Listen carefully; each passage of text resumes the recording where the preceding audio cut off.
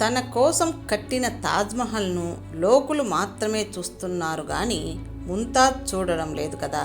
అందుకే ఉన్నప్పుడే అయిన వాళ్ళ పట్ల ఆత్మీయత చూపించాలి. పోయిన తర్వాత ఎన్ని ఆర్భాటాలు చూపినా వృధాయే. ఒంటరితనం ఓదార్పునివ్వకపోవచ్చు కానీ ఓడిపోనివ్వదు. ఒంటరితనం బాధ కలిగించవచ్చు కానీ అదే ఒంటరితనమే ధైర్యాన్ని కూడా నేర్పిస్తుంది. కల్మషం లేని నవ్వు ఎంత అందమైనదో స్వార్థం లేని ప్రేమ అంతే మధురమైనది. ఈ సమాజంలో మంచివారు చెడ్డవారు అని వేరువేరుగా లేరు. నటన రానివాళ్ళు, నిజాయితీగా ఉండేవాళ్ళు చెడ్డవాళ్లగా మిగిలిపోతున్నారు అంతే. మనం పలకరిస్తే ఇబ్బందిగా పలకరించే వారి కంటే మన కోసం ఎదురుచూసి మరీ మన యోగక్షేమాలు తెలుసుకునే పలకరింపు చాలా గొప్పది.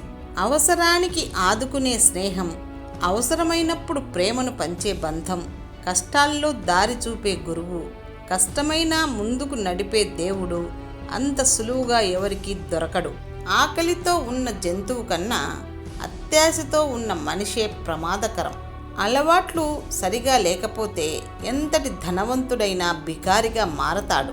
ప్రేమించడం ఎంత కష్టమో ఆ ప్రేమను మరచిపోవడం కూడా అంతే కష్టం. మనలోని నిజాయితీ మనకు తోడుగా ఉన్నంత వరకు భగవంతుడు మనకు ఎప్పుడూ అండగా ఉంటాడు.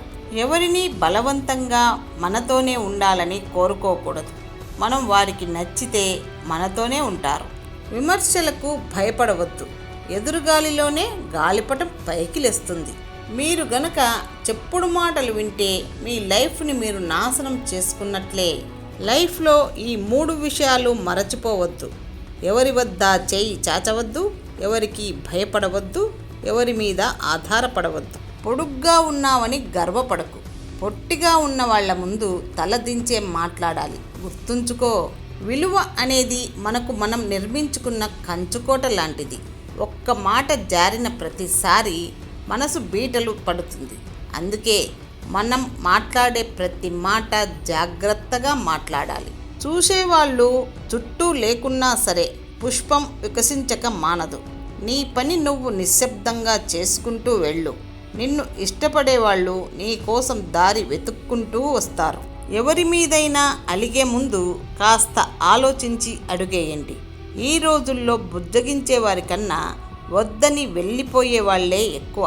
బాధ కలిగినప్పుడు కన్నీటిని వదిలే బదులు ఆ కన్నీటికి కారణమైన వారిని వదిలివేయడం ఉత్తమం.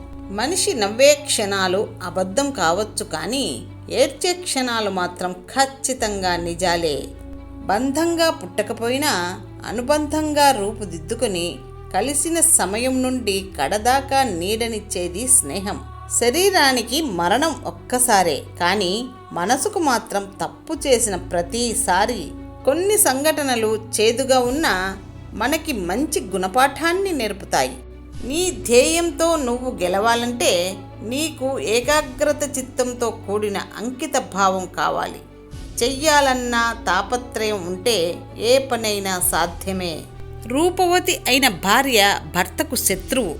త్రాగడానికి గుక్కెడు నీళ్ళివ్వలేని సముద్రం కన్నా చిన్న సెలయేరు మేలు. దానం చేయలేని గుణమున్న కోటీశ్వరుడి కన్నా దానగుణం ఉన్న బిచ్చగాడు మేలు. మనకు భగవంతుడు ఇచ్చిన అమూల్యమైన బహుమతి బుద్ధి.